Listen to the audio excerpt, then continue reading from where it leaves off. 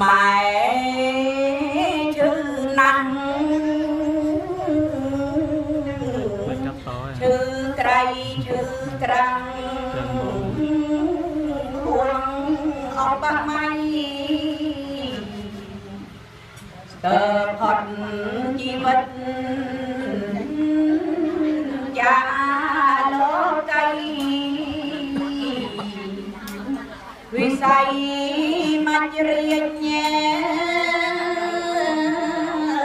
mong rung chăm bà mai ban cho nghe